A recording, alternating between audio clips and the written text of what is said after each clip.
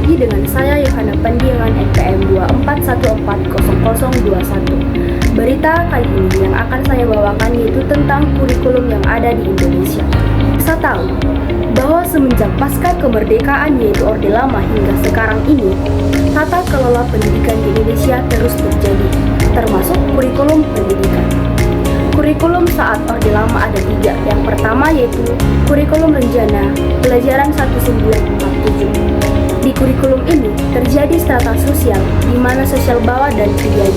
Dan yang kedua, kurikulum rencana pelajaran terurai tahun 1954. Di kurikulum ini mengajarkan cara hidup yang baik dalam bermasyarakat. Dan yang ketiga, kurikulum rencana pendidikan 1964. Di mana kurikulum ini fokus pada pembelajaran aktif, kreatif, dan produktif. Dan di masa Orde Baru, di tahun 1965 hingga 1998, kurikulum pendidikan terus berkembang. Orde Lama ini memiliki 4 kurikulum. Yang pertama, kurikulum 1968. Kurikulum ini fokus pada meningkatkan rasa cinta tanah air, budi pekerti, keyakinan agama. Yang kedua, kurikulum 1975. Kurikulum ini memiliki tujuan untuk memastikan efektivitas dan efisiensi pendidikan.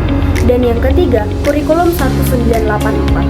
Di kurikulum ini, siswa dituntut selalu aktif dalam proses pembelajaran, pengamatan, dan diskusi.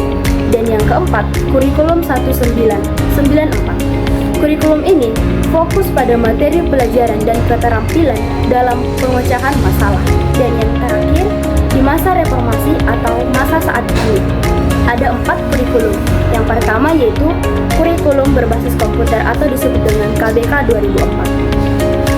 Di kurikulum ini, peserta didik tidak hanya menguasai pengetahuan dan pemahaman, tetapi juga keterampilan, sikap, minat, motivasi, dan nilai dengan tanggung jawab. Dan yang kedua, kurikulum tingkat satuan pendidikan atau KTSP 2006.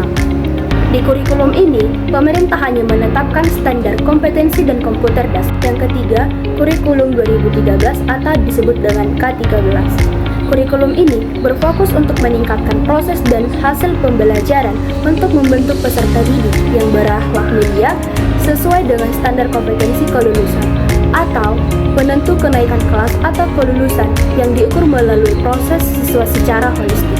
Dan yang keempat, kurikulum merdeka atau kurikulum yang kita gunakan saat ini. Kurikulum merdeka ini upaya pemulihan pembelajaran pasca pandemi COVID-19. Menteri Pendidikan Nadiem Karim menyebutkan kurikulum ini lebih ringkas, sederhana, dan fleksibel untuk mengejar nilai loss atau ketertinggalan dengan negara lain. Di kurikulum ini, siswa dituntut lebih bebas mengeksplorasi minat dan bakatnya. Dan di kurikulum ini, siswa dituntut mandiri dalam pembelajaran. Dan kurikulum merdeka ini memiliki 3 prinsip. Yang pertama, fokus pada muatan esensial sebagai upaya untuk menjawab berbagai tantangan zaman dan isu. Dan yang kedua, pengembangan karakter, kompetensi spiritual, moral, sosial, dan emosional murid dalam proses pembelajaran seperti proyek penguatan profil belajar Pancasila atau disebut dengan PEN5. Dan yang ketiga, fleksibel. Pembelajaran ini dapat disesuaikan dengan kebutuhan perkembangan potensi murid, karakteristik satuan pendidikan, dan konteks lingkungan sosial budaya setempat.